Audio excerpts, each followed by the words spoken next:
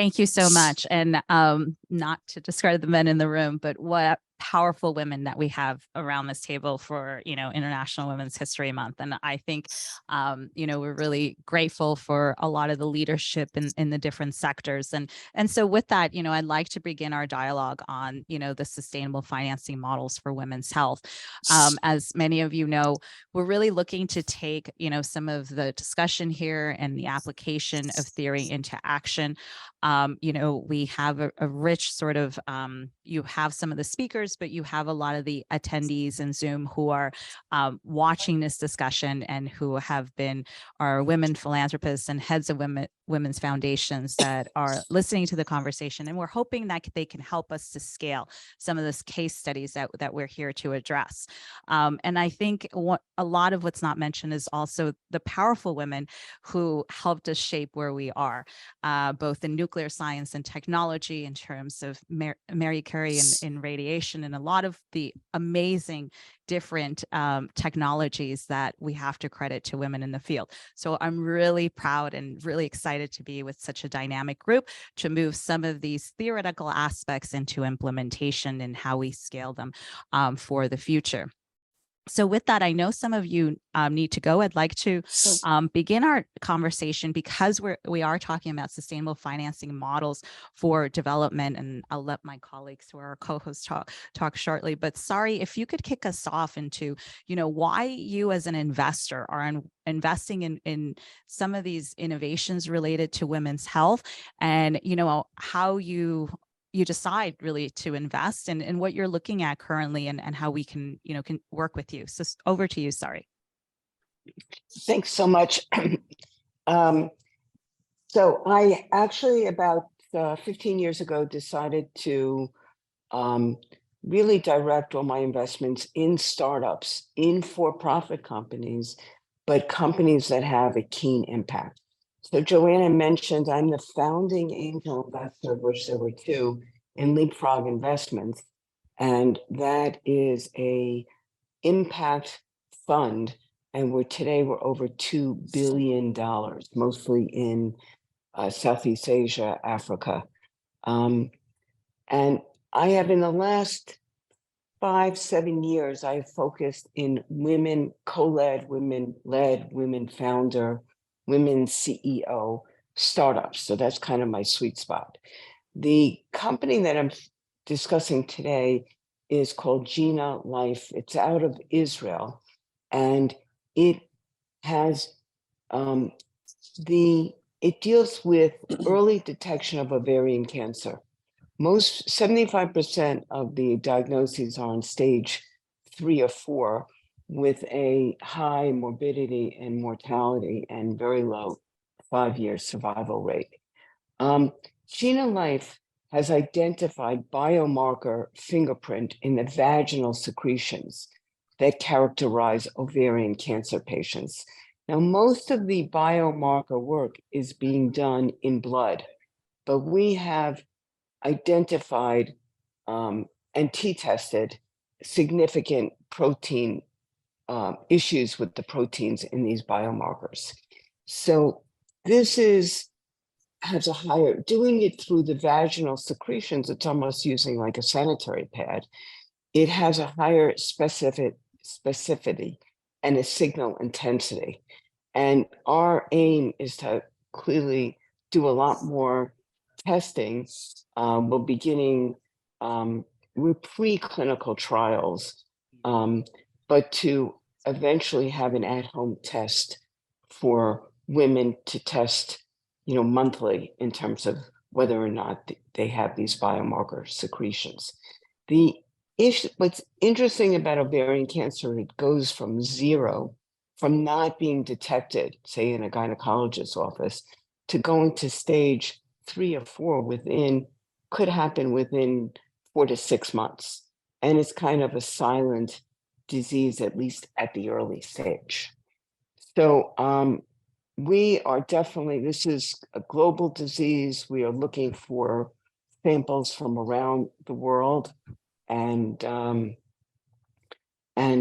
obviously financing, but I would say a real push right now is to get more and more samples.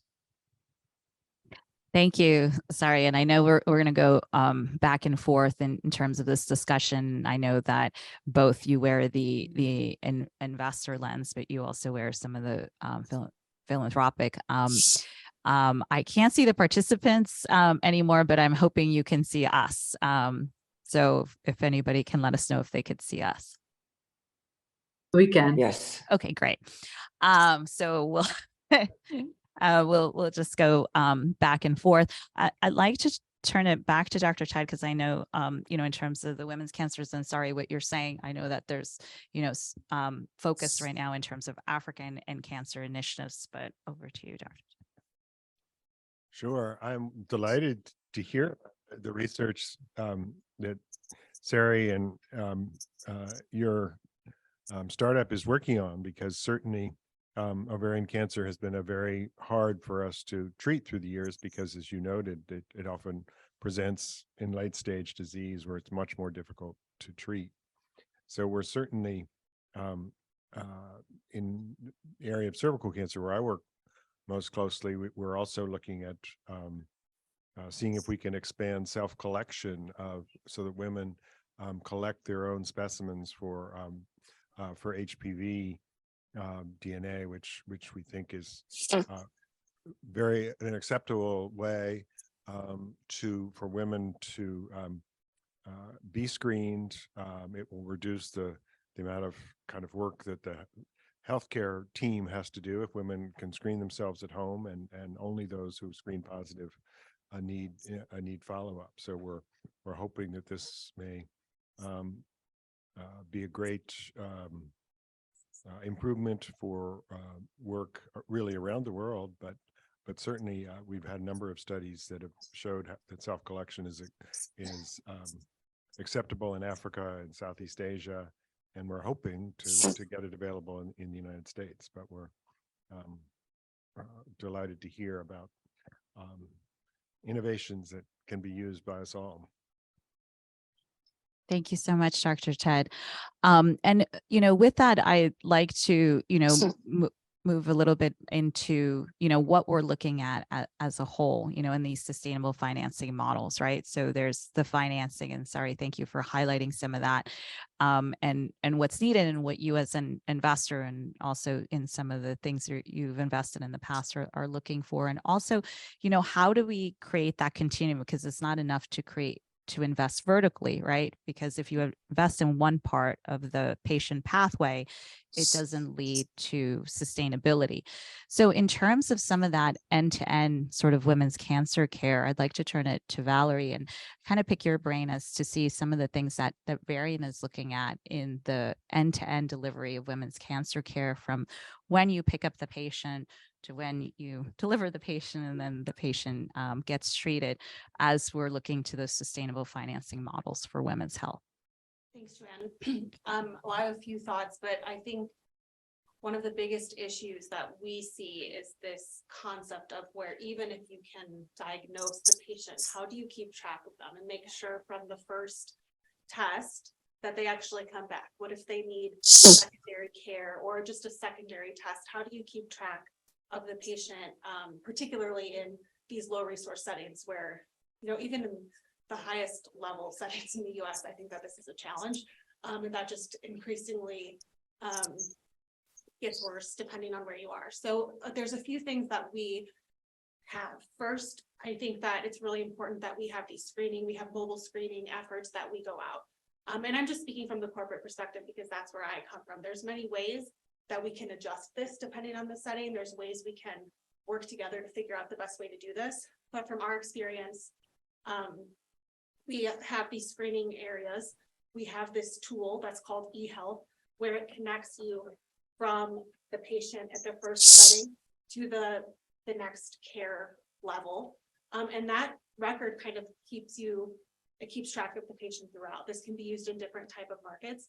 And I say this, you know, this isn't as clinical as the rest of the pieces, but I think it's just as essential, because how can we actually treat these people? You don't want to, certainly I think we can all agree, we can't diagnose somebody and then just say, okay, sorry. I mean, we have to keep track of them throughout. So this is one tool that I think is really important here. And then overall, you know, as a company, particularly, throughout the entire organization, we're very focused on increasing this access to care. So that means that we can make the effort to go out into the field. It means that we follow them throughout, and it means that we give access to the highest level of technology, which frequently, I mean, in women's health, obviously, we're primarily talking about cervical cancer and breast cancer, which is brachytherapy and radiation therapy. And those are just two elements of our portfolio where we not only can enable the people on the ground to have access, but also train the local workforce. Make sure that people on the ground understand the value of these technologies, which is a whole other issue. I mean, we have to really think about each step of this. So we're making an effort to do that, but it is not a simple task. I'm sure, as all of you know, some will be curious your feedback on that and how we as a large company can better support the work that you're doing on the much more local level. Thank you so much, Valerie. And as we're moving to the sustainable case studies, I think a lot of the work that you're doing, you know, the partners would, you know, want to work closely into seeing how we scale that. I think, you know, in terms of what you mentioned for, you know, science and technology, our co-host CRDF is doing a lot in that area. Ben, I'd like to turn it over to you to, you know, some of these discussion that we're having here today and the role of CRDF. Sure. So to set the stage, hope this doesn't seem like too much of a non sequitur, but one of the things that brings us all today is the Nuclear Non-Proliferation Treaty, third pillar of which is the peaceful uses of nuclear technology. To that end, CRDF Global, organization that does a lot of development work and an implementer of U.S. government programs, received a grant funded by the U.S. Department of State and the U.K. government to try and broaden the conversation on the peaceful uses of nuclear technology. So we'll have a busy 2023. We have a lot of events planned along the themes of water security, waste management using isotopic techniques, food security, safety, sustainability, all to try and advance the UN's Sustainable Development Goals. And then the one that's most important for us today, we're going to be talking about nuclear medicine in West Africa. And that's, I'm very much in listening mode today to see what are the issues that we want to feature. With these dialogues, we want to maximize the number of times that somebody says, wow, that's a great opportunity. We should be doing more of that. We should fund more of that. Or different challenges like patient tracking, that's not a challenge I was aware of, and we need to track down more of that. Clearly, we've been having lots of conversations offline about systemic issues. Equipment maintenance is a big one. Nuclear technology has been saving women's lives for over a century, has been employed by women for over a century, but access to that is not universal. And when we think about the Sustainable Development Goals, that's a really complex problem that has a lot of players, and sometimes just convening power, we have to start somewhere. And so that's one thing we want to do. We want to talk about equipment maintenance. We want to talk about how multilateral institutions, private sector, public sector work together, about project management and governance, about human capital, especially in the developing world. So I'm very much in listening mode, seeing what we can bring to the SDPU over the next couple years. A lot of these conversations, and perhaps I'll see a lot of you in Ghana this summer when we hold that next SDPU event. And I very much want to thank Joanne and CGHD, a partner of ours in this event, to really focus the dialogue on finance models, and today, particularly on women's health. Thank you. Thank you so much. And in terms of some of the case studies that, you know, I know we have our women philanthropists and, you know, investors on the phone. I'd like to turn it over to Dr. Shaheen from the Aga Khan University. And if we could, for the tech team, spotlight her so the people in the room can see her. You know, we've just heard about, you know, some of the existing, you know, bottlenecks, and we've talked about them in the medical supply chain and manufacturing models.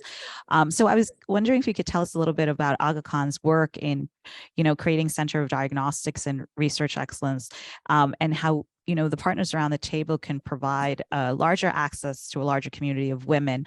And if there's a plan to grow some of these centers with the work that you're doing with AKU and pathology specifically in Kenya. Thank you very much. So I don't know how many of you are aware that Aga Khan University Hospital is part of what we call the Aga Khan Development Network. The Aga Khan Development Network has a varied sort of social and educational, health, empowering interest. And so it has schools and hospitals, and ours is one of the referral centers in Kenya. It serves the whole of Kenya, but we have quite a number of satellite centers. As far as diagnostics is concerned, any patient, any woman who comes into the system has to have an accurate diagnosis before you can institute treatment or manage and follow up. So what we have focused on is how to provide that access to women, of course, to all patients, but specifically since we're talking about women cancers, how to provide that access to patients who are in low-resourced parts of Kenya, maybe frequenting the public health system, where maybe the diagnostic capacity and the personnel and the infrastructure is lacking. We have subsidized for these patients. So we have a price stratification. So we have a subsidization of the pricing of very esoteric tests to enable, for an accurate diagnosis to be made so that patient can enter into the health system for treatment. So for breast cancer, for example, we have centralized, we get specimens from all over Kenya, and we have centralized our testing in our lab. We ensure that we are CAP, we are College of American Pathologists accredited, and we run EQA programs, and then we generate results that are then sent out. So we have a good a network of how specimens are brought to the lab and how results are transmitted back to the physicians in a timely manner. So that has enabled a lot more women to get access to tests that they would not normally have access to at a very subsidized cost. And we have borne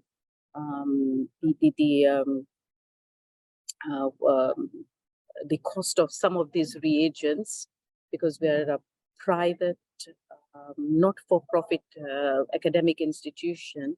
We're able to charge more to those who are insured, and then be able to sustain the service. Thank you so much. And I think in terms of, some of those innovative financing models that we're discussing to address women's health, you mentioned the subsidized cost, of some of that pathology, and we'll get more into that. I'd like to turn it over to Her Excellency, Dr. Zeynep, because I know Your Excellency, you've really worked in the state to look at an innovative financing model to really provide some of those insurance mechanisms for women and related to cancer. And if you could, briefly let us know a little bit about that. Okay, good afternoon, everyone. It's afternoon here for me, and then wish you all a happy Women's Day. It's always important to focus on women's health, particularly for us in Africa, where women bear the burden of most diseases and are the real pillars of the community in terms of mothering, caring, and even banking to a certain extent, but they do not happen to be the decision makers. For us in Kebbi State, cancer has been a focus, and one of the ways, first of all, what are the issues in cancer that we discovered in Nigeria? The commonest cancer is breast cancer, and then prostate overtook it in the last Globacon statistics, but it used to be breast, cervical, and prostate. But with more awareness, prostate is being recorded more. So we have breast and cervical cancer, which are two cancers that affect women.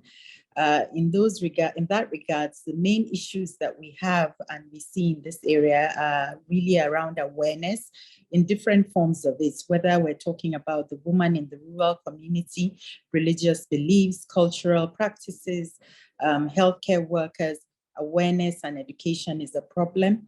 And then access to this care. How do they access their treatment? How do they access diagnosis? And so on.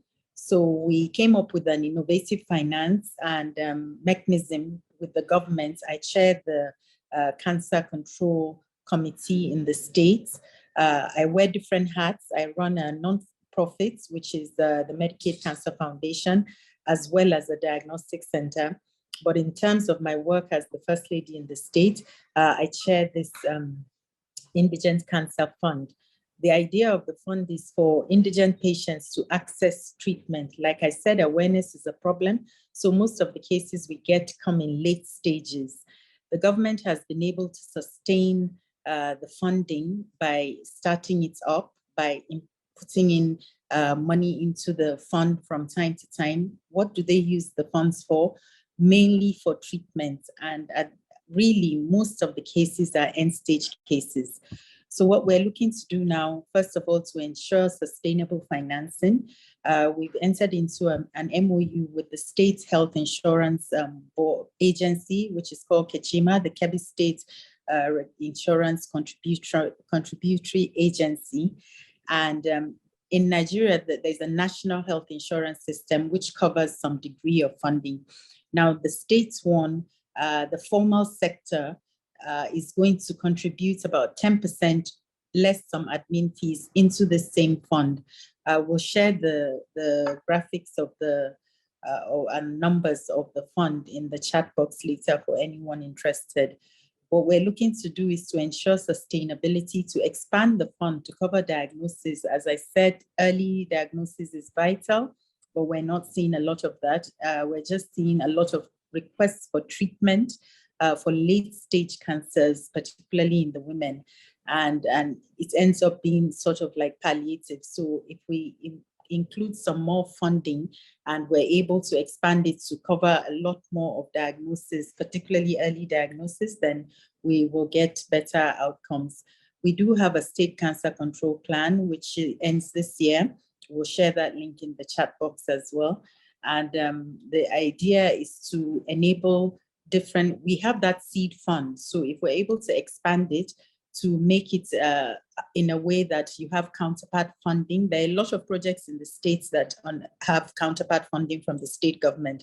Once there's that political will, we're able to gather the funds from the government, but to have some more impact, we need to improve the capital base of the fund. So I think that there's an opportunity to expand. There's an opportunity for us to build capacity of the healthcare workers to have better data.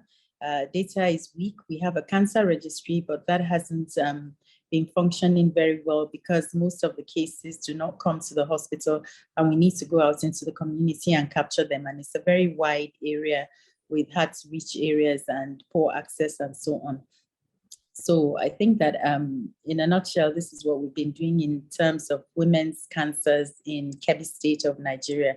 We do have a National Cancer Health Fund as well, which is also mainly funded by the government. In the state, we've had private sector and philanthropic contributions, and now we have the health insurance. So it's a blended type with government, private sector, as well as insurance. National one is purely the government that funds it. There's a budget line every year in the budget, and the Federal Ministry of Health is responsible for overseeing it. There's a steering committee that reports directly to the Minister of Health in terms of the governance structure, and I sit on that committee at the national level as well. So there's a lot to discuss, and I'll be happy to link up with anyone that's interested in hearing a bit more or wants to work in these areas. The problems are many, but there are also solutions, particularly if we work with people that know the terrain quite well. Thank you, Your Excellency. I hope. Thank you, Your Excellency. And I think you mentioned some key things around metrics and evaluation. And do we still have everybody online? I just lost them. Okay, thank you. We just keep losing the screen, so apologies on this end. Sometimes I can see you guys, sometimes I can't. So Your Excellency, you mentioned some things around metrics and evaluation, and it's wonderful, both the political and financial commitment that you're making in terms of that insurance model for women's cancers, and you're really providing kind of that state and innovative model with 10% of the insurance sustainability. Dr. Ted, not to put you on the spot, but I'm wondering if USNCI, can work, and with some of this, new thinking around metrics and evaluation, potentially kind of a working group to look at that sustainability and the case study that, is being looked at by in the Kebbi state of Nigeria. Yeah, this is a really important issue that how do we track what we're doing and to make sure that we're reducing incidence of cancer, deaths of cancer, we're downstaging cancers, we're making sure that people who are diagnosed with cancer get the appropriate therapy. And to do that, we need good data. And so we've been certainly pushing our colleagues at WHO and the International Agency in Research on Cancer and our research partners to say how do we make sure that we're getting the right metrics so that we know we're doing a good job. And as we're setting up screening programs, we're saying, well, if we have to choose between two states or two counties, let's go with the one that already has a cancer registry. So we know, that our screening helps. So we'd love to talk more about to hear about the exciting work you're doing. Thank you so much. And I think, in terms of the insurance mechanism, I'd like to continue with that dialogue because we are looking at some of that sustainable financing mechanisms. I'm going to go to Hafsa and then over to Michael Anderson. Hafsa, I know that, some of the thinking in Pakistan is around kind of that innovative financing modeling for women's cancers, kind of the end-to-end. You're looking at some insurance mechanisms as well. So if you can share some of that dialogue, with the participants here as we're looking at, kind of all of the discussion around women's health and, the uses of both nuclear science and technology and how you're addressing it kind of that end-to-end women's cancer. And a lot of the investments I think that you have personally and from both the corporate side have already made on the ground to this model. Great, thanks, Joanne. I'm assuming you can hear me. Let me just first, before I really get into the semantics of what we are trying to do, let me just give a high-level overview of what we are actually doing on ground in Pakistan at the moment. So I'm born, brought up, raised in Pakistan, so I understand kind of the challenges in the patient journey, especially for women. I mean, a lot that Her Excellency was talking about resonated with me because it's so similar, right? There's very little awareness. Screening diagnosis is at such a basic level. 40% of the women don't even have direct geographic access. Now, when you compound that with, say, the cultural barriers to women issues, I think about 70% of the cases that come to the tertiary care hospitals are already in metastatic stage. So it's a really, really sad patient journey for women in Pakistan, especially in the rural areas. So when I came into my role as general manager, knowing the journey, knowing the trials, I really, my vision was that how can we, as Roche, try and make it that much little bit better for the women patients. So what we did was, and just a brief overview of what we've been doing in Pakistan over the last 2 years. So we did a private partnership with a local third-party independent organization that has clinics all over Pakistan. So what we did was, firstly, entire patient journey we're trying to address, right? We started with awareness. We have an outreach program, door-to-door campaign where women go in, speak to the women, take their family histories, identify high-risk cases. Once that is done, bring them to the next step, which is screening diagnosis. So it's really basic level screening at district level, because Pakistan's a huge country of 220 million people, geographically dispersed.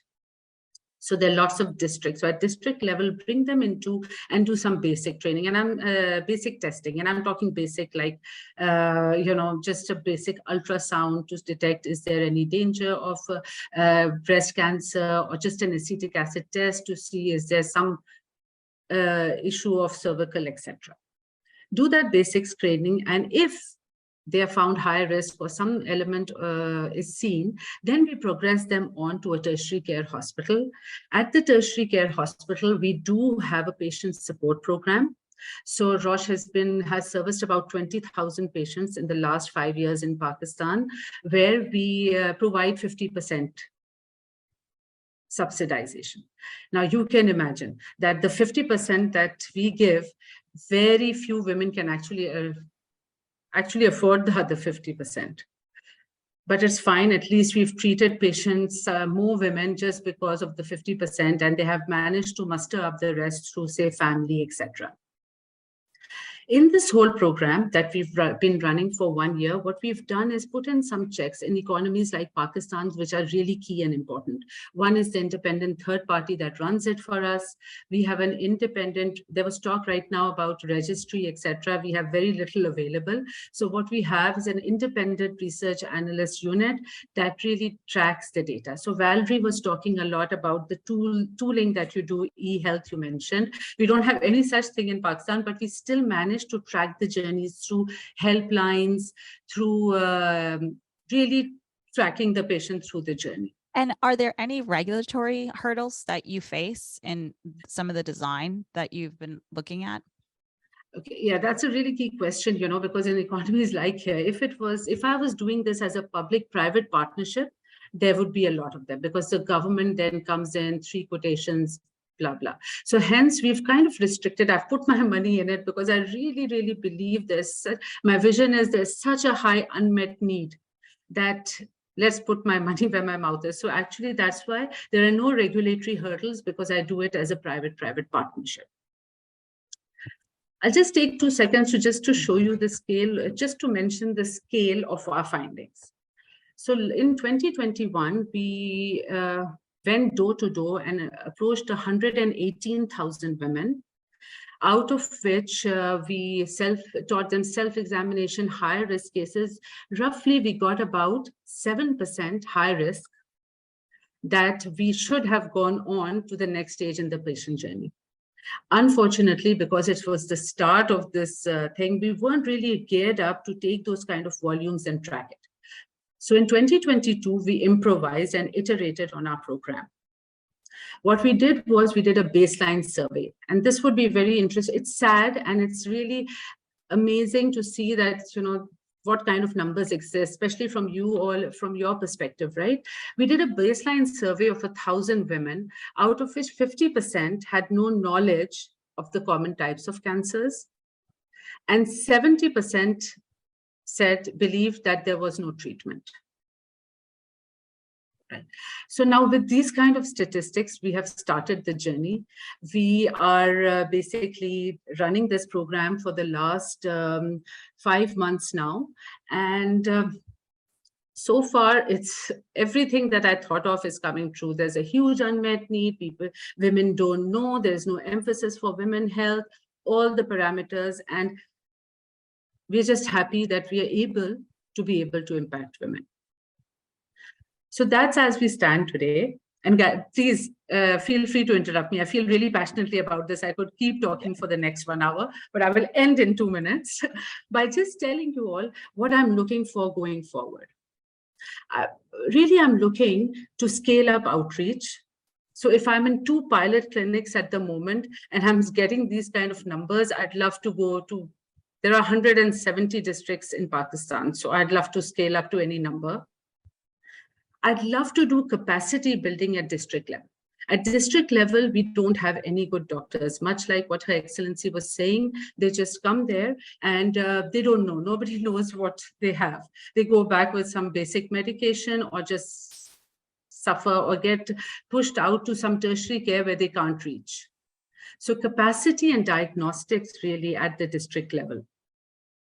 So if we could do some private funding to just amplify these things, diagnostics, scaling the outreach, capacity building, I think we could service so many more women. And I'm not even talking about treatment yet. I'm just talking about awareness and diagnosis. And if I come to treatment, like I already mentioned, I have a support program. I'm already doing 50% of the cost. What I'd love is to have partnerships for really multi-channel partnerships for increasing access. And here is really where I look towards philanthropists, I look towards multilaterals, I look towards the government, universal healthcare program, insurers, etc. So we can somehow carry that patient throughout the entire journey and just give those 70% people who think cancer equals death, just to give them some hope. I think that's a really important case study. I have a higher level question, as much as I would like to dig in those specifics, because data has come up a lot, whether it's patient tracking, risk analysis, screening, monitoring, and evaluation. When we talk about data, can we get a little more detailed? Are we talking about data collection, as in the data don't exist? This would be the only screening, medical screening these women would ever have had, versus data curation, because we live in the data age and it's a big mess. And sometimes if it's lost in the noise, you might as well not even have it, versus analysis and how are we actually addressing the data versus asking the right analytical questions at the end of the day. It's interesting. Your case study suggested the data don't exist. Like they haven't been collected. It's the former. Yeah. Yeah. It's the It former. strikes me as we take for granted we're in the post Betty Ford world where health screenings for women is a little bit more normalized now that isn't in more developing countries. Are there, a question for you then to that degree, are there other health screenings? Are there other ways that these data can be accessed that maybe weren't focusing on cancer? I mean, in terms of disease registry for primary healthcare, yes, we do have a lot of data because a lot of non-government organizations are collecting it, etc. So primary, but in the tertiary space, and especially in oncology, etc., data exists, but only in those centers where cancer or oncology treatment is available. So mass scale data is not available for any kind of non-primary diseases. Does that kind of answer what you're looking at? It does. It does. Of course, this is case by case. In some locations, there may be an opportunities with like the delivery of vaccines where you could couple some kind of screening and data collection with that. Exactly. So it's specific to diseases. Like, for example, there's been a lot of emphasis in Pakistan over the last many years on, say, things like hepatitis or polio. So you'd have data for those diseases. But oncology is still too advanced for a country like here, where we're still dealing with primary and secondary issues. So I'm getting some comments from our women philanthropists online for a formulation or a quick summary of case studies, just kind of a one pager. So thank you for that comment as we're getting them from some of the attendees. So we will collectively work. I think we've identified some case studies, I think, from Nigeria, from Your Excellency, also, in terms of some of the end-to-end women's cancer care in Nigeria, and then also in Pakistan. I know that that some of you need to go. So just quickly, I'd like to turn it over to Robert, then Michael, and then Kay.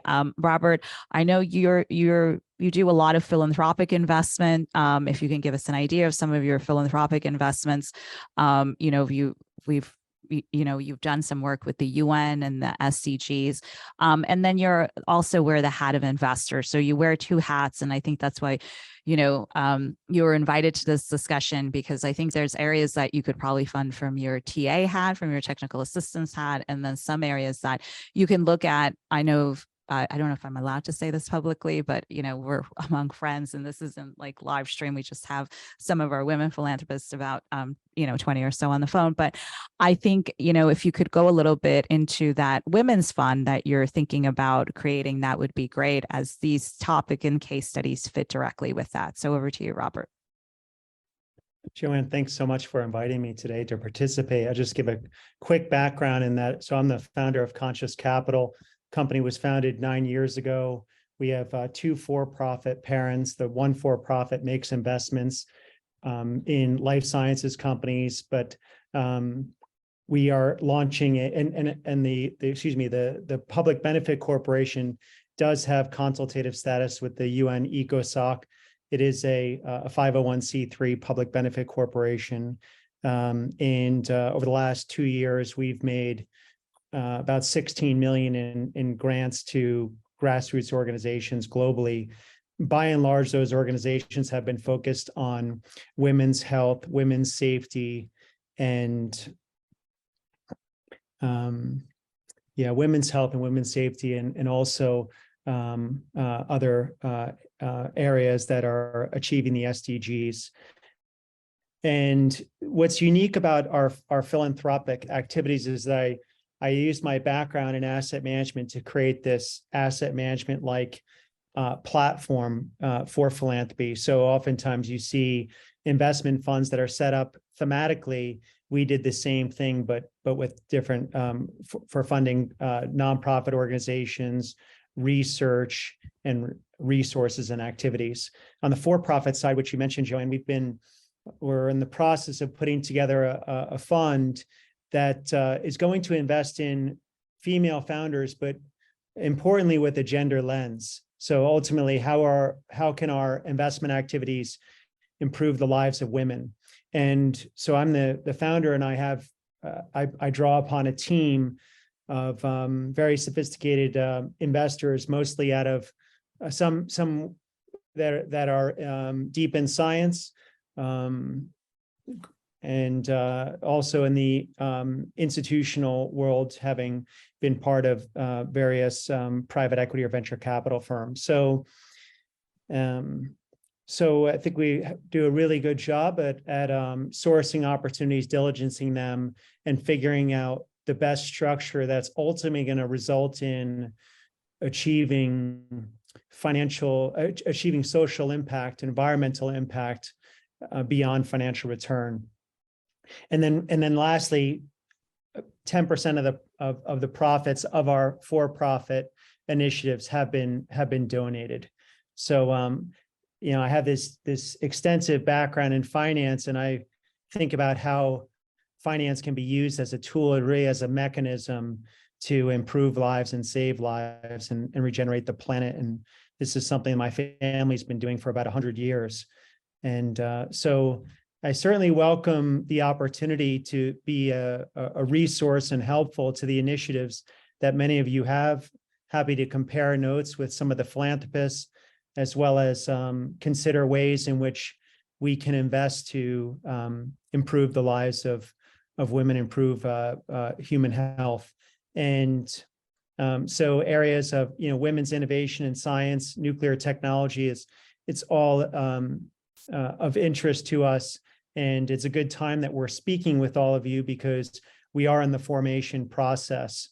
So we have one team that's going to be focused on the GLI fund, Gender Lens Investing Fund. And then we have another team that's developing a fund that's focused on, it's called the AFIA Fund. It's focused on African health. And we have a team on the ground in Africa. And again, we have seasoned professional investment managers that not only have a good track record, but also have credibility and visibility. So Joanna, that's all I have to say. Happy to answer any questions you may have.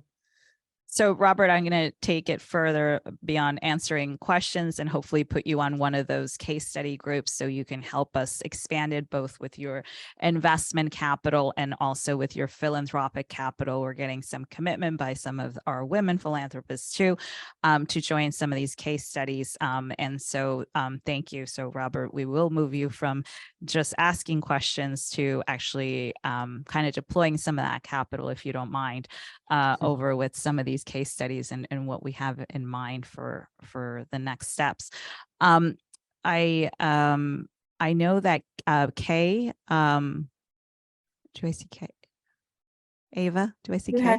She had to leave, so I'm gonna represent us. So just let me know when. Yeah. Great. So, in terms of, this discussion and the sustainable financing, I want to keep in mind that this is about women's leadership. And so I think both Kay and Ava have been powerful leaders in this field.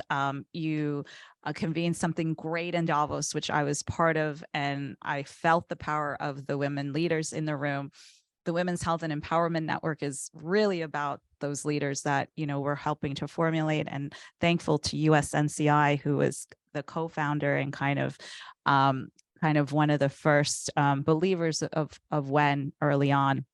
And so, Ava, we really want for you to speak on some of that leadership and unlocking even and what you're doing. And I know we're looking forward to, you know, joining on networks together in September for a summit that we're co-hosting at UNGA together. Ava, just over to you. And in terms of, you know, we see all these powerful women, but it's really a network. And, you know, you have a great network, we have a great network, and we really love working with you. So Ava, over to you. Thank you for that warm welcome. And I'll just start off with maybe the genesis of what sprung K&I into action to, in addition to our corporate jobs, found as private citizens a foundation called Unlocking Eve.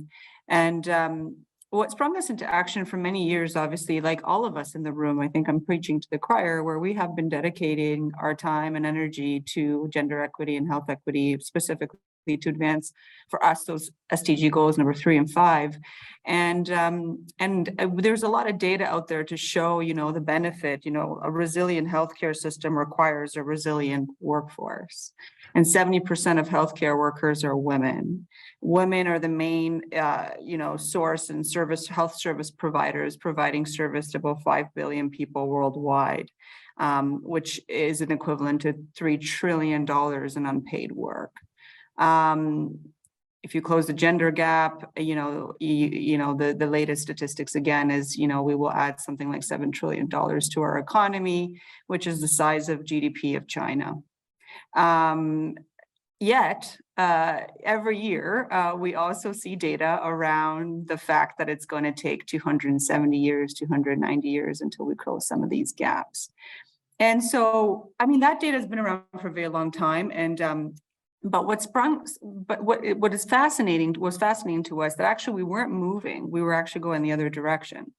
And so how can we move from intention into action and impact?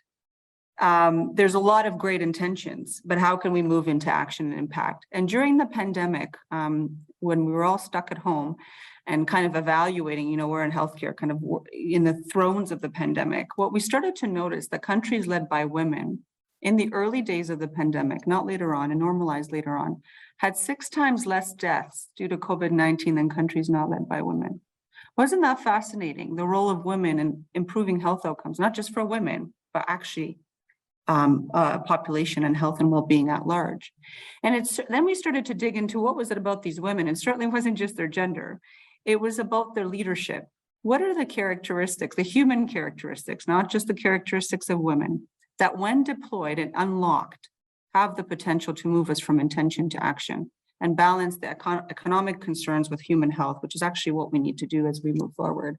So we started to codify those, and we have 2, you know, overarching aims. One is to advance a new profile of leadership. I think all of you in the room are examples of integrated leaders, leaders that are able to balance the empathy, compassion with decisiveness, resilience, and action. And so I'm clearly speaking to people that are already on that path. Hafsa, it was really powerful to hear you speak today. You know, how clearly you articulated the problem at hand and how beautifully you then asked for what you needed. That's the kind of leadership we're trying to support and advance. And I could say the same thing about every single person that spoke, Her Excellency included, in terms of the way, your unwavering conviction. And I love how you said, there's a lot of problems, but there's a lot of solutions as well. So it's this ability to, you know, to balance and integrate both. And so one is we want to advance this new profile of leadership, and we have developed a method really to help unlock leaders that are doing some incredible work, and they really need help with the next level of their own leadership to unlock both their leadership, but also a network.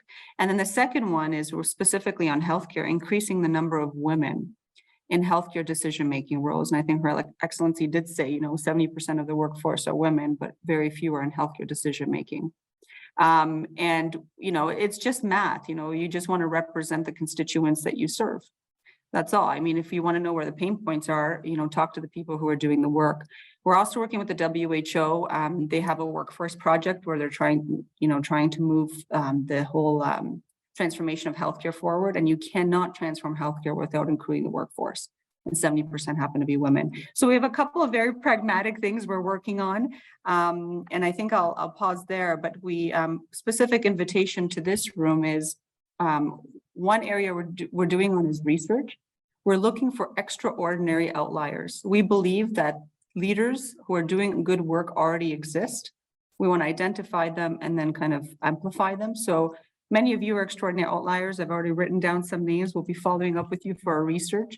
And then the second thing is around helping leaders have bigger impact in the spaces that they already operate in. Our next pilot we'll be doing is in Africa, June 1st and 2nd, which is a Thursday and a Friday. And we'll send some information about that as well. So those of you in the region, this is a heartfelt invitation from us. It's of no cost. We do have support for these type of programs, but it's really there to help you unlock the amazing work that you're doing. So that's all I'll say now, Joanne, about the impact of leadership and gender equity and how it really benefits all. And just to give you a sense, it's leadership in all of us, men and women. So many times we talk about the upside of the feminine and the downside of the masculine, but actually these are human characteristics and skills that if we all unlock, we'd all be in a better place. And that's what we're very committed to advancing in the next 8 years. So thank you for that, and happy to connect with many of you offline. Thank you very much, Ava. That was very inspiring. I'd like to ask Michael Anderson to talk a little bit about, you know, the vision of MedAccess in terms of improving access to equipment, particularly imaging and cancer treatment equipment for women's health and women's cancer. Thanks very much. MedAccess is all about innovative finance for sustainable healthcare. So it's a great pleasure to be able to address this group. I'm very humbled by the stories you've told. And Your Excellency, you didn't have time to go into all the details of what you've done at Kebbi State, but I've heard that from you before. It's a remarkable journey of personal leadership and strength that's made that possible. So humbled to be with that. I'll tell you just a little bit about what MedAccess is trying to do. We are a finance company, a blended finance company. So we have $200 million of paid-in capital that comes mainly from the UK government. We have a line another 300 million of capital should we need it. And we also combine that with grant funding. So every time we take on a thematic area that we work on, we secure grant funding to cover some of the costs that just because it doesn't pencil out to treat it as a purely commercial operation. So we're somewhere between commercial and charity. We're somewhere in the middle. We like to say we have the brains for business, but the heart for humanity. The problem that we're addressing is that we live in a golden age of medical science. Never before have we had such an intense concentration of scientific advancement and really fantastic manufacturing advancement. And yet, you know, in 2015, the WHO said that 2 billion people in the world couldn't get access to the essential medicines they required, despite this golden age. We think that number is now quite a lot higher than 2 billion. Because we keep getting medical advances and there's the appetite for more and more products is higher. We think that the gap at the moment is actually getting bigger, not smaller, although there's some really important areas where it's improving. We work in two ways. We have the ability to provide loans, working capital, loan guarantees, and offtake guarantees. The main thing that we do is we partner with companies to provide offtake guarantees. We provide them what amounts to sales insurance. And this de-risks the prospect of bringing new products into new markets that are perceived to be risky or there's lack of visibility of demand. So I'll just give you two examples. One of them is, and this was actually before MedAccess was founded when I was running a philanthropy, we, along with the Gates Foundation, we did a guarantee for contraceptive implants These are small toothpick-sized things, go subcutaneous implants that provide 3 to 5 years of contraceptive cover.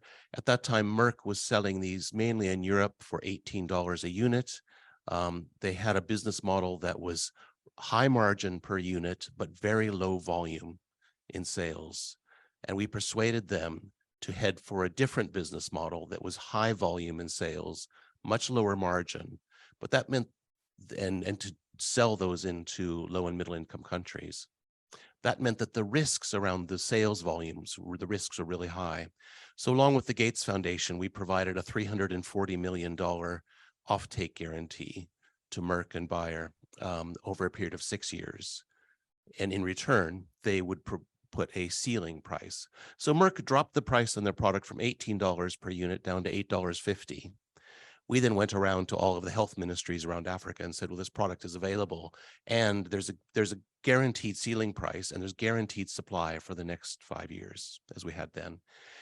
The ministries then found it possible to invest in training their staff, introducing the regulations, to start implementing the contraceptive implants, and the sales just took off. So we were in a place where almost no contraceptive implants were being sold in Africa at all, to a place where governments and UNFPA and donors could contribute to purchasing these, and they've become a real success. So we help move companies into offering lower priced products at higher volumes, so the net present value of their total sales still goes up. We want companies to thrive. We feel like this has to be commercially viable in the long run, because only by commercial viability is this going to be sustained in the long run. But we help to crack some of the market, the market failures that occur. The second example I would give is there's a lot of money. I've sat on the boards of a number of impact investing entities, and providing equity investment and debt to companies is really, really well understood. What is not available widely is finance for the offtake of the sales, finance to help ensure that sales happen once a product is developed. And we worked with a lot of companies when they're bringing new products to market. We do agreements with them that if they're able to get through the phase 3 clinical trials and they're able to commercialize the product, we will then help bring the product into the market, provided it's at an affordable price available in low and middle income countries. We've worked mainly in infectious diseases. We are moving more and more into cancer as an area. So we have 3 things we've done. We've already done a guarantee for HPV testing. We are working on a guarantee for making much more affordable HPV vaccines that are outside of the Gavi market, because at the moment we have a low price for Gavi vaccines, but not in the private markets. And we think there's a real breakthrough to make there in terms of expanding access to HPV vaccines. And we've been working on a thermal ablation device for cervical cancer, and also some work on imaging. So I'm not in a position, unfortunately, to go into all the details of those, but we're very keen to partner with people who know more about this than we do. And that would be all of you. And the energy and knowledge that you'd bring would benefit us enormously. We would be really keen to collaborate. I should say one last thing, is I feel like a bit of a fraud because of our senior management team. I'm the only male. But none of the others are here. So our chief investment officer, Michelle Teo, she practiced as medical doctor for many years, then went off to Merrill Lynch and became a kind of very, very complex structured finance professional. She came back and she now runs our investments. And we are 75% female within MedAccess. I will stop at that, but I'm very keen to learn and to collaborate. Thank you. Thank you. And those that are keen to collaborate, we're going to put you on working groups, right, to help develop some of these case studies further in these regions. I think that there's a lot of financing. I always say it's not lack of financing, is how we structure it all together and deploy it on the ground. So yeah, hopefully, Michael, we're going to get you on that moving next. And a lot of the innovative financing vehicles you have coming up. I'd like to turn it to Liz Murray. I mean, Michael, you talked a lot about access, and I know throughout the years, Gilead has done a lot on different programs and access. You know, we worked together on a Uganda program for women's health, and we've done a lot. And so, Liz, I know if you can touch a little bit upon the access, but sometimes there's issues of supply chain management and procurement. And I think a little bit on the supply chain management side is that we do need the power of women in that manufacturing capability and how we deploy it. So if you could touch to some of the aspects that maybe you're thinking about in terms of access for women's health, but specifically around those areas of manufacturing and product development. Yeah, well, you know, we could talk about that for eons. That is definite. First of all, I'm just so impressed with everything that I'm hearing here. And I could certainly add to some of the things that I've heard people mention, particularly when they say, we just focus here, or we are only focused in here, but that's the point, right? This takes a big ecosystem in order for us to deliver access, particularly to these parts of the world. Specific to, you know, supply chain and Gilead's focus on access, I think pretty much everybody knows we're the pioneers in voluntary license. We have a lot of other companies in this space now who are pursuing the same in wanting to extend voluntary license. But voluntary license isn't the only model or only component to access. It's one piece. We still need to make sure that supply chains are strong. We faced some challenges during COVID-19. Proud to say that I led the efforts for the COVID-19 voluntary license for Gilead, but it was extensively cross-functional, internally and externally, particularly when we hit India's surge and the government decided that they were going to, you know, ban any exports. And how would we manage? That license was for 127 countries, and all of a sudden you have 7 of our 9 licensees who are based in India. And how am I going to make sure that we're going to get medicines to the remaining 126 countries? Well, we did in close collaboration. I think that's the point here. We can't work in a vacuum. We have to constantly be communicating with one another. And through those efforts, we were able to make sure that across the world, there was inventory available so that if any particular country, whether it be India or any other, many that did, ban exports of what they thought they needed for their own people, that we would have enough product across the world. And we were fortunate to know ahead of time that that was coming. In terms of supply chain, you know, one of the biggest challenges we had was regulatory. I heard someone say, oh, we don't have any regulatory challenges because we go through private partnerships. I'm curious to know a little bit about that, because we do face regulatory challenges. Even for voluntary licensed product, many of these countries require that these products be registered in their countries. And so if we didn't have, for example, WHO PQ, which is considered that stringent regulatory, you know, authority for this product, then many of the countries could not obtain, or many of the companies, excuse me, could not obtain approvals, and therefore many of the countries weren't able to obtain product. Similarly, many of the funders require that level of regulatory approval, and so if there isn't, then there's no funding. And unfortunately, it's the poorer countries, those that have less infrastructure, who depend on that global funding. And so if you don't have that, you're not able to, they're not able to purchase. Many of these countries lack procurement systems. So as much as we want to strengthen, and we do work our best to strengthen those distribution and supply chain networks, it does take a village to make this happen. And so I'm impressed to hear that there are so many organizations that are working towards that. I think if I were to reflect and say, what could we have done differently, it probably would have been earlier on communication, but in the case of COVID-19, what earlier on did we have? But yes, I would say those are some of the, challenges and things that we're working on. For example, involuntary license for remdesivir, it's the first time I selected an Africa-based manufacturer. We've never had that before. And so we're looking to strengthen local manufacturing, either through third party or ourselves. We're evaluating many African manufacturers for our, future product line. But with that comes some challenges as well. I'm going to pause a little bit in case you have some follow-up on that, Joanne. Yeah, I think, one of the things in terms of the local manufacturing is. Oh, you need to get closer to the microphone. Okay.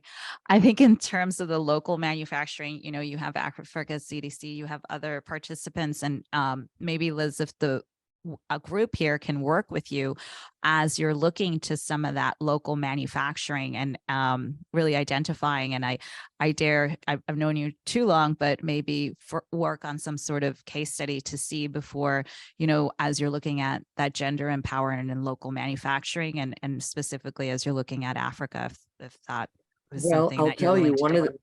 Thank you. One of the things that we definitely look at as we're evaluating companies, and we are already evaluating companies, is, where do they stand on female empowerment? We were just at one recently, and I was impressed to see that when we asked, and I had traveled with a team of mine who were all male, and I was the only female, but I will say this, my male leaders did ask, what is your female makeup of your, company? And when it was explained, and it was high, quite frankly, the follow-up question from my colleague was, how about in your leadership, in the leadership roles? And so that individual, head of HR, had said, well, we looked at yours, Gilead's, and 5 of the 9 of our senior leadership, C-suite, are female, and our head of manufacturing is female. And so one of the things that we look at as we're evaluating these companies is,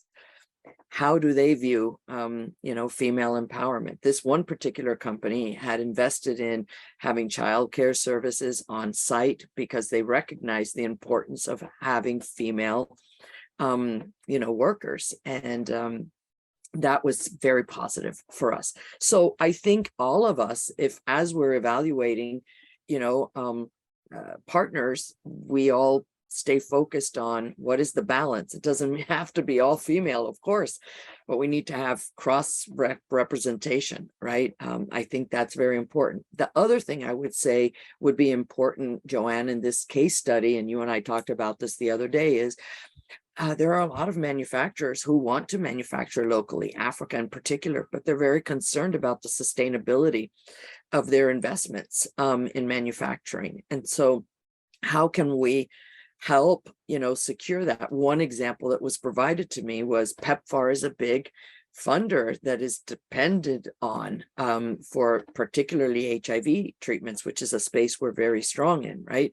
And so as we have different administrations or changeovers, in the US, obviously PEPFAR is a US based funder, will it continue, right? And so if they're going to make all this investment in having a manufacturing plant in Africa, for example, what security do they have? And so I love that concept of having private investors as well, so that they would have the confidence to invest and have local manufacturing that could empower not only countries in the developing world, but female healthcare workers and others.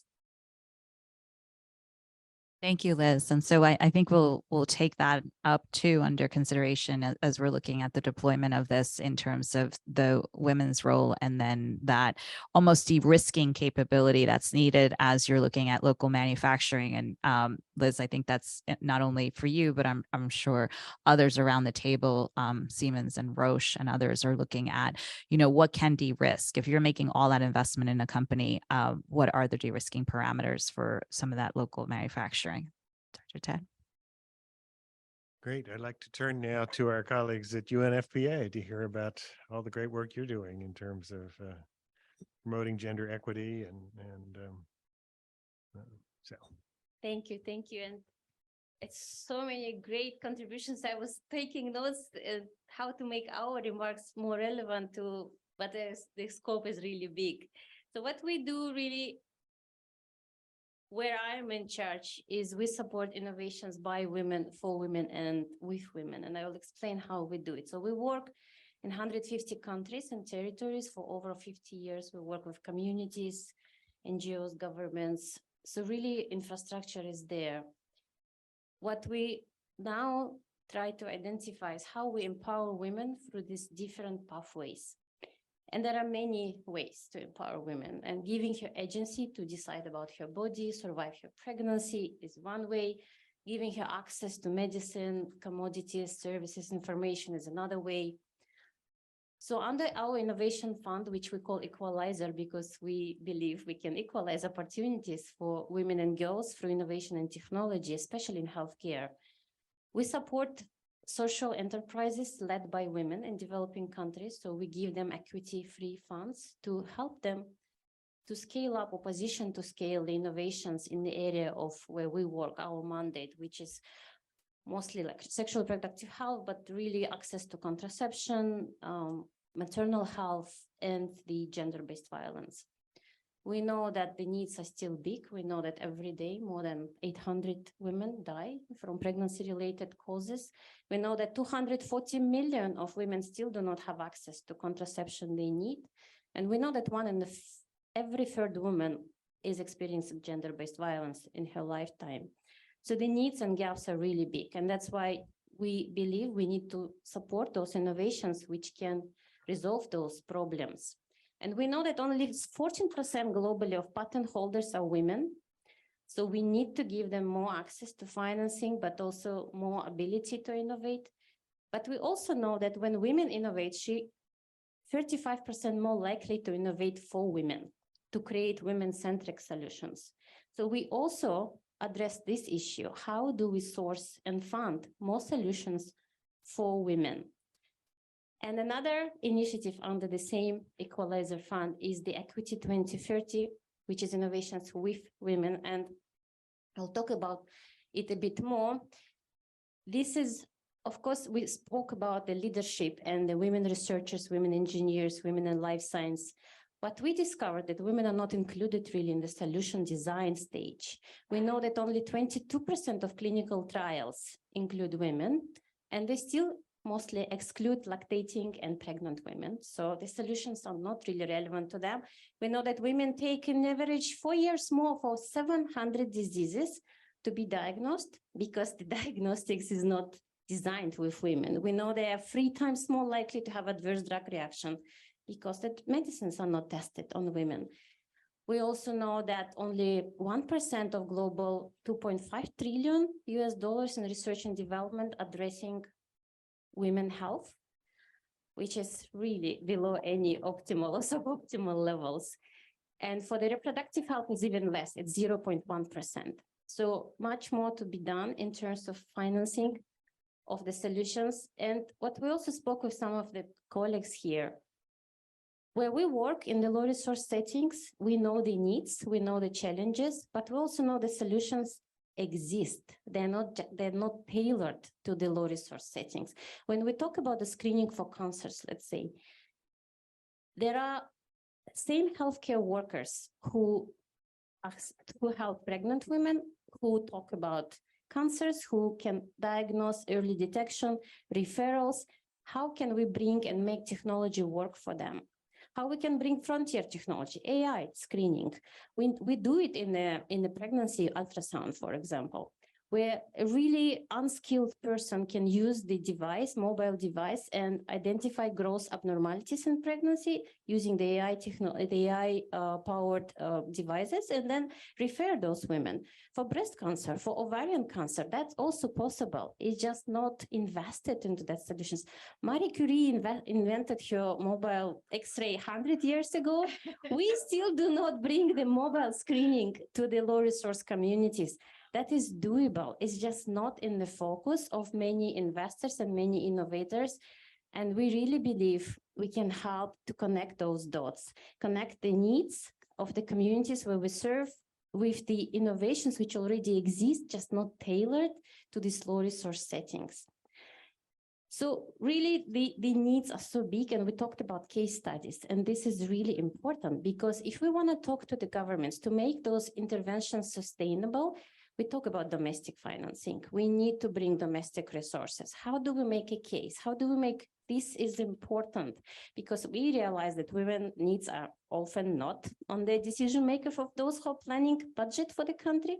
So we need to make economic cases. And we don't need to do door-to-door survey for that. We can use modeling, economic modeling on the average statistics based on population data on mortality and morbidity. We can make those economic cases. What will be the return of investment if you do introduce early screening, detection, and treatment? How your economy will benefit from it, how your community will see the benefit. We can monetize it. And then with that, of course, we need to bring solutions. But then we come to those governments with both. This is your investment case. This is what you will benefit and win. At the same time, this is the solution which can help you to address it. But of course, many here mentioned that you can't just identify it. You have to also build a system of the referral and treatment. Otherwise, it's unethical. We can use telemedicine. We can use remote digital images reading to address that issue too. We know that not everywhere it's possible to introduce the highly skilled doctor or radiologist in the community, but we can connect them. There are technologies, cheap technology solutions, which can help to do that. So with that, I think there are so many opportunities, really endless. And we also communicate with private sector now, and we like in touch with Roche, and we in touch with Siemens, and we in touch with Merck and many other Bayer and other companies about building those cases and really identifying how we can communicate and create the evidence-based to advocate for it and create the policy advice. But you can't speak without the data, and data are really lacking here. And this is where the case studies can, of course, help. Thank you. Thank you so much. And I know you have a report that you're working on, and we're looking forward to also working with you guys on those case studies for some of the innovators here. I'd like to briefly, before I dive down a little bit and force us into next steps on those case studies, turn it over to Dr. Nafisa. Africa CDC has been working a lot with women in terms of empowering them, right? Because a lot of the times, and the reason, Dr. Teden and I were talking about women's health and empowerment is that a lot of women are asked sometimes to work for free. And we've worked with some development finance corporations of G20 countries who turn to us ourselves at CGHD and say, look, this is a great sustainable financing model for health. But by the way, the women are volunteering. And we say, no, you can't have women just volunteering. You need to pay them wages, right? They have to get on a bus. They have to take care of their children. So I know, Dr. Nafisa, you've been looking at some of those innovative ways at Africa CDC, from the NCDs to the NTD space. So you can really, look at working with some of those women and funding them. And if you could speak a little bit to that, that would be great. Absolutely. Thank you. And really, thank you for inviting me to such an incredible panel. I think, it's been amazing listening to what everyone has been saying. And I've been taking notes too, because I think there are a lot of people that I would love to connect with, afterwards, and really, build on, what we're already doing at Africa CDC. I know I don't have a lot of time, but I think what I want to highlight is that based on, what everyone has been saying, clearly there's a need to do things differently, but I think that on the continent, we're already doing some of these things differently, but we just don't know it, right? We don't document, we don't really highlight, or we don't really, advertise, some of the good things that we're doing on the continent. And that's one of the things that we're trying to change. And I want to bring to the fore a clear example of how, healthcare has been decentralized to the community level, and where women are being empowered, and I think it sort of speaks to everything. They are being empowered to serve their community. They're being empowered also by being paid for their services. And this is embedded within domestic financing, because the government employs them as community healthcare workers. And I'll take the example of Ethiopia. They've got a program that's called the Community Health Extension Program. This is a program that has been in place since 2003. And really it has been incredibly successful, you know, because it covers, and I think what's interesting is it covers, you know, multiple themes, right? Across maternal and child health, across communicable diseases, hygiene and sanitation, etc. And what they've been able to do, like the impact of this program really has been that, for example, they've been able to show significant outcomes such as, you know, 67% reduction in under 5 mortality, 71% decline in maternal mortality, which are, you know, incredible numbers when you know what was happening, you know, before this program was implemented. And what's interesting is that the government targets young women who've completed high school and trains them for a whole year and trains them as well, you know, to support with deliveries, and really ensures that, you know, these women are empowered to go in their communities and work for their communities. So help with help-seeking behavior, really help with, you know, really trying to talk about, you know, reproductive health, all these different issues that, you know, they can support, you know, within their communities. And it's been so successful that when I talk to people now, they tell me that if a man is employed, you know, to do this work, people in the community will not respond very well to this person. They really want a woman to come and do this, you know, advocacy with them, to really come and support them, you know, with health-seeking behavior, which is really amazing, I think, when you know how people sometimes react to women, you know, in various countries. So I think for me, this is an incredible success story. And I think, you know, we really want to document more of these stories because they're more than stories. They're really, you know, examples and models of empowerment. And, you know, if we want to call it innovative financing, we can call it that. But really, these are models that have succeeded, and we must document them so that we can see how to scale them up, you know, for the whole continent. And I think these success stories, or, you know, this one that I've shared now is just one of, you know, many that you can see on the continent. We've already heard about one, you know, from Nigeria, from Her Excellency. And really, you know, these are some of these things that we really want to make sure that we are looking at, because these are solutions for the continent, right? These are solutions by Africans for Africans, as we say. So I think it really adds value to the work that we're doing. So I'll pause here for now. But yeah, thank you, Joanne.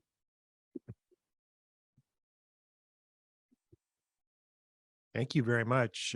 We certainly welcome your description of that particular model, and we want to learn about other models that are working across Africa. I'd like to ask Dr. Priddy to tell us a little bit more about the Africa Resource Center and your thoughts on how we might build on the great work you've done with supply chains to help improve women's health. Thank you so much. So basically at ARC, I think one of the earlier things that we tried to focus on was adopting a very intersectional approach to supply chain solutioning, especially for needs of women, because we have to understand how intersectional women's lives are and how one, like their positionality in the economic positionality or cultural positionality affects their behaviors in terms of health seeking, and also even staying on or retention on an HIV drug program, for example. So once we started looking at these factors, such as, you know, social cultural factors and women as primary caregivers and doing much of the unpaid work, being unable to have economic resources to access, to be able to pay for their medication or to pay for screening. And also lastly, stigma that exists in many societies in Africa.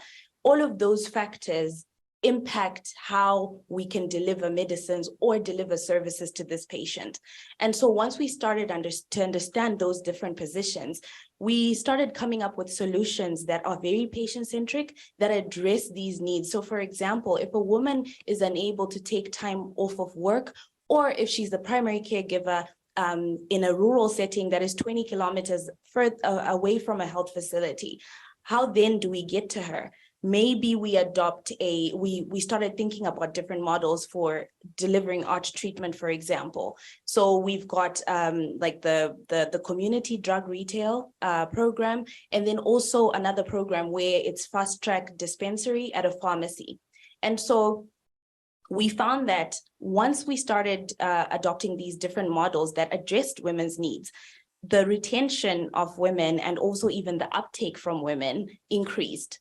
And so for these models of ours, we find that there's more than double of women who are on, for example, ART treatment, who are now able to be retained on the ARV treatments. And also you find that their health-seeking behavior actually changes because you've made this their access a little bit more convenient for them. And so when we at ARC, as we are continuing to expand, these decentralized service delivery models, we are always thinking about what are the basic needs that women have at the grassroots, and then we try and address them from that perspective. And the results have shown that once you make health access to health and availability of medicines very accessible to women, then their behaviors change, because you are now removing the different barriers that disable them from being able to access different services. And so at ARC, as we continue to adopt a gender lens, we are continuing to try and understand what are the basic needs of women, and how do we then kind of bridge that to be able to, ensure that they access the medicines that they need in the right qualities, right quantities, and also at the correct time. Because one of the biggest challenges that I've been hearing here is that, there's late diagnosis for women with cancer. And it's not really because, it's just like women don't really have great health-seeking behaviors. No, it's because it's sometimes not really that convenient for them to leave their 5 children unattended and go to a health facility, probably walking 20 kilometers away. So those are the things that we're starting to think of at ARC. And we're hoping to start to scale these models in order to make health access more convenient for women. Thank you.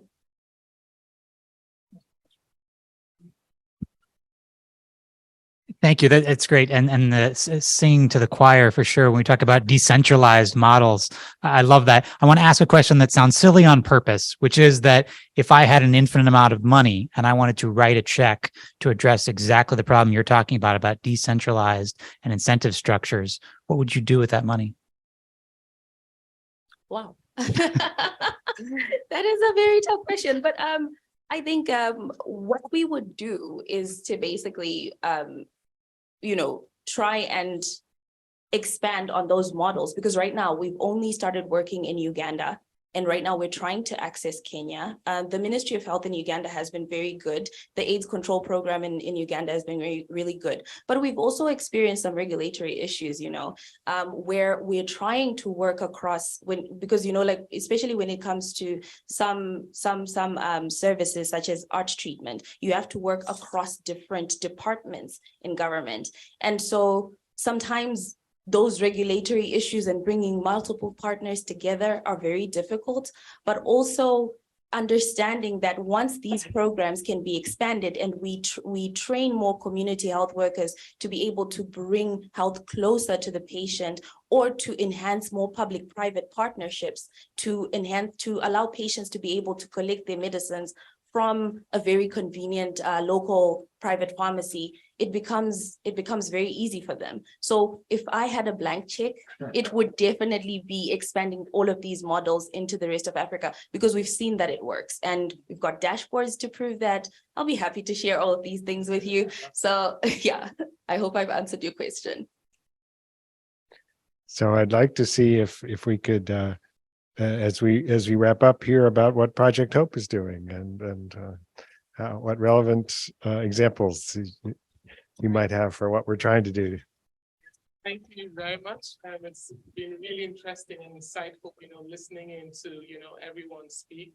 For Project Hope as a global health organization with presence in over 70 plus countries and a very strong presence in Africa, we're doing so much around women's health and economic empowerment. But I want to highlight maybe one and maybe just speak to two. I'm available to share additional resources. And for us, it's about catching the girls young, right? So I will be highlighting what we're doing with our DREAMS program. DREAM stands for Determined, Resilient, Empowered, AIDS-Free, Mentored, and Safe. So it's actually targeted at adolescents and young girls aged between 15 and 24. It's mostly an AIDS, a HIV prevention program being funded by PEPFAR, and Project Hope is implementing in Namibia.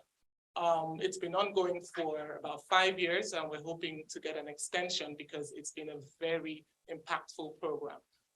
It's basically focused on empowering young girls to ensure that they're not only you know, aware of, you know, those health consequences of certain actions, right?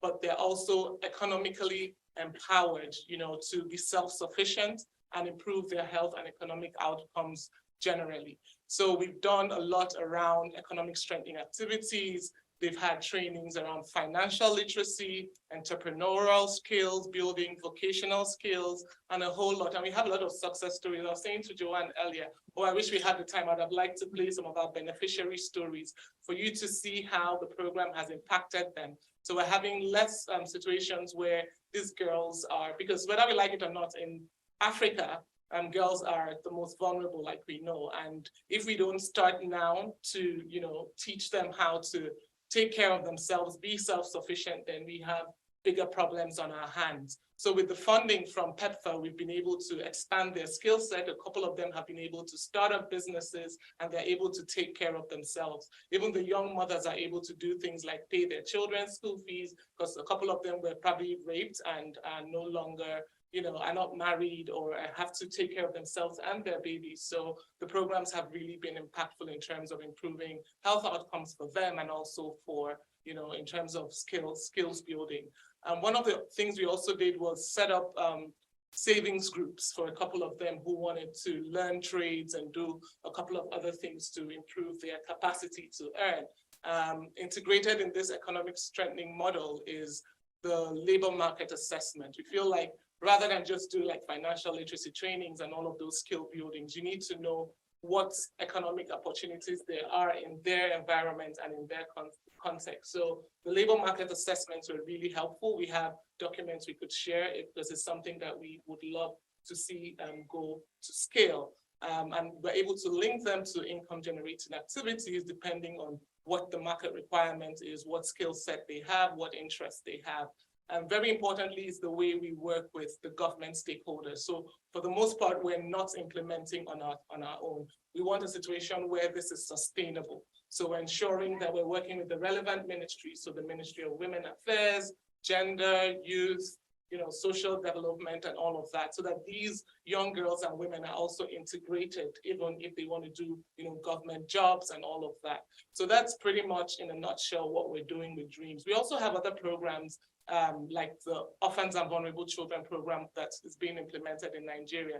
Project Hope was able to engage with private sector to be able to, you know, get some funds to support some of the caregivers of the orphans and vulnerable children to start up some businesses. And we're hoping to evaluate that program by next month, because it's been 12 months next month when since they started. We want to see how impactful, you know, this startup grants or seed grants they received has been able to translate into, you know, returns on investments and how they've been able to help. So we'll be happy to share, you know, that the findings around that with you. And then lastly, I want to highlight some other Saving Mothers and Newborn program we did in Sierra Leone. And this was mostly targeted at the pregnant women who were attending antenatal care. One of the big, huge gaps we saw in terms of access to care for these pregnant women was there was no emergency services. A lot of them were not able to get to the health facilities because they couldn't afford it and all of that. So beyond training, you know, community health workers were able to give them that support at the community level. We encourage them to start the VSLA. So that's the Village Savings and Loans Associations. So they're able to put in small money together. And with that, whatever they had, they were able to use that to get their medications, transport themselves to the facilities, and also take care of the children. So this in a nutshell is a few of what we're doing, and I'm happy to share a bit more. Thank you. And I hopefully you'll do more than share a bit more, but collaborate. And I think as we're thinking about these different case studies, and many of you have known me for many years, and is that I'd like to push us into those case studies. So we have the women philanthropists in the phone. You've heard from others in terms of the capital. I'm hearing an overarching theme in areas of women's health and nuclear science and technology related to case studies for nuclear science and technology. I'm hearing one coming out of Pakistan. I'm hearing another one in Nigeria. I'm hearing another one, an end-to-end women's cancer care related to, some of the aspects that Siemens is doing. And I'm also hearing one in local manufacturing and a lot of what's going on there. So I'd like to kind of, before we conclude, turn it to those people to see how we can formulate those next steps. You have the willing investors and philanthropists who absolutely went crazy when I said we weren't paying women, but we will pay women in these models, of course. But I'm getting hate texts right now. So, but one by one, just giving you a chance to go back and just, to rectify that we will be paying women in these models. But Steph, you haven't had a chance to talk, Steph Bello. How do you see some of this formulation as you've been listening to conversation? We want to work, with the different partners here around the table for these specific case studies around nuclear science and technology and how we can advance that end-to-end women's healthcare. So Steph, over to you. Thank you so much, Joanne. And I agree with all the panelists. This has been such an amazing conversation to join and to be part of. Particularly in Pakistan, where Hafsa and I are working closely, we see a lot of dots being connected through many of the work that you guys are leading in the different countries, empowering female and healthcare community workers, leveraging innovation and technology to make sure that their work grows in impact and footprint, accelerate patient referral for comprehensive screening.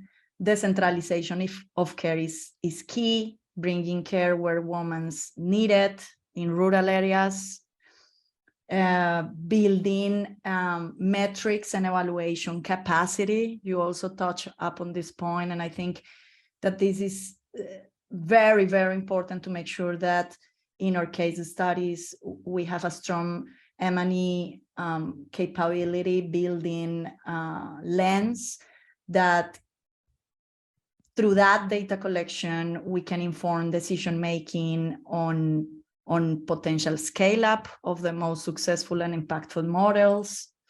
And finally, and alluding to the question you asked me, Joanne, I think that Elizabeth also alluded to this. It really takes a village to make change, to make systemic change happen. And in these countries, this is even more true. It really takes a full ecosystem of players that are committed to, enable this case of studies and these models. And I believe that in this room, we have a really great ecosystem of players that not also share this goal towards women equity, women empowerment, women's health, but that are already making this happen in different scales in different countries. And I would love to see the magic that can happen if all of us come together to accelerate these study cases and making this happen for many, many, many more women that we are reaching at the moment. I think that that's the note I would like to leave us with, Joanne, and back to you. No, thank you so much. So we'll take you up on that offer in terms of, uniting some of our efforts around Pakistan and how we can, looking at some of the things you're looking at there with Hafsa. Valerie, I'd like to turn it over to you. You guys have been doing a lot on that end-to-end women's cancer care. And based on the conversation, are there kind of specific next steps and case studies that we can focus on that end-to-end women's cancer care in the area of nuclear science and technology? Sure, thanks. I mean, thank you, everybody, for all of your really insightful presentations. This has been so interesting to hear all the amazing work that everyone around this table and online is doing. I'm going to take some liberties for a second before I talk about this, because there's one point that I think really stood out, and that's the economic modeling needed. I have spent many years trying to convince people that you have to put dollar around life, which is a really unappealing thing to say. And it is so essential though, because when you're going in, we don't need the ministries of health. They want to buy what you're selling. It's the ministers of finance, the ministers of trade who are actually budgeting for this. And you need to be able to speak to them in a way that they understand that this is a worthwhile expenditure and that you're not just asking for more money. So I'll step off my soapbox. That's my personal stand. That's not my corporate stand, but I just think that it's a really important dialogue that all of us can work together to work on. The end-to-end women's cancer concept. I mean, one thing that we're working on, and we had signed a memorandum of understanding with the Nigerian Sovereign Investment Authority to develop a plan of some type where we can work to establish some type of end-to-end solution, and women's health is a major component of this. So that is one area where this was just signed back in December during the Africa Leader Summit here in Washington. And, you know, I would welcome your thoughts and your insights on how we can shape that to be best fit for the people of Nigeria. And then one other point that I wanted to quickly mention is that I'm just back from a trip to Brazil. And I just think in terms of the gap financing that we've been talking about, there's a really interesting story from a hospital there that it's called Barretos. And they have figured out a way to successfully scale this hospital system in rural Brazil. And, you know, not to say that no market is the same, but there's a lot of lessons here. They have 49 mobile units. They supplement the government reimbursement with additional sustainable financing. And I think that there's room to have this conversation, not necessarily when, you know, to replicate it exactly, but let's take some of these success stories. And frankly, I haven't heard another story like this. And like I said, I'm just back. So I'm excited about this opportunity, but I think there's a lot of components of it, particularly in terms of financing and growth and expanding to hit more people, that I think would be really interesting. Sorry. I'm done.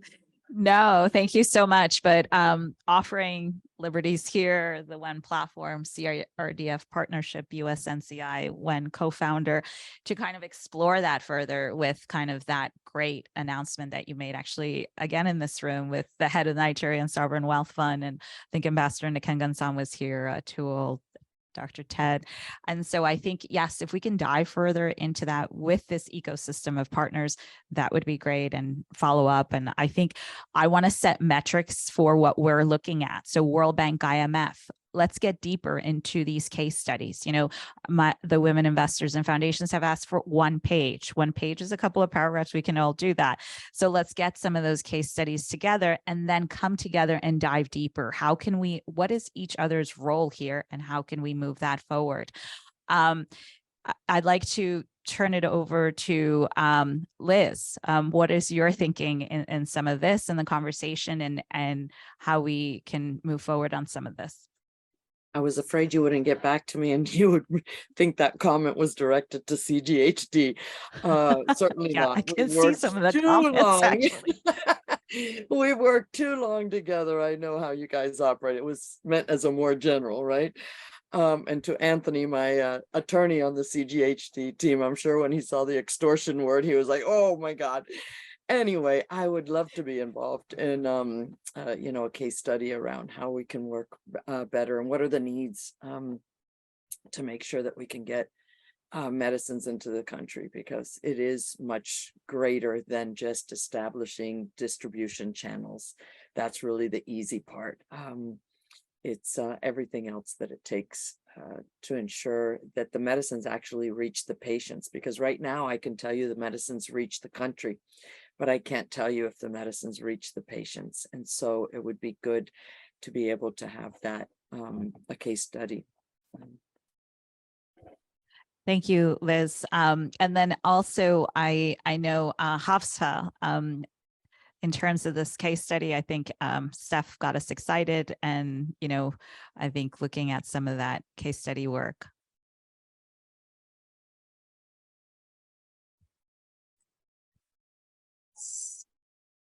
Yes, sorry, Joanne, I think I missed the last bit.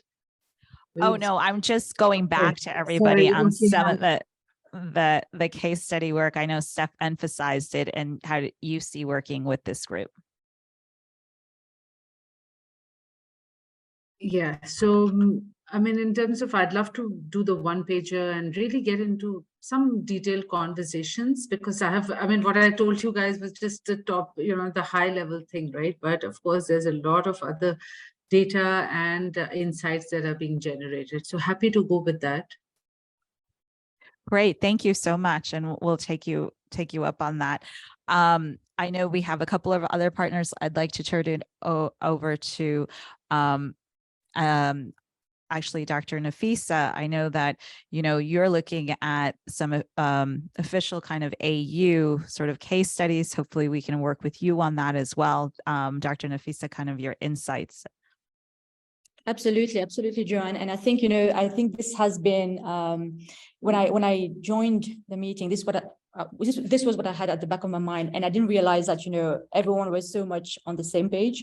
So, I mean, already what we are aiming to do is, really work across all 55 African Union member states to really try and see, the best models that are coming out of these countries. And it's a huge endeavor. So really, we have to work collaboratively, to ensure that we're looking at the best models, looking from different perspectives.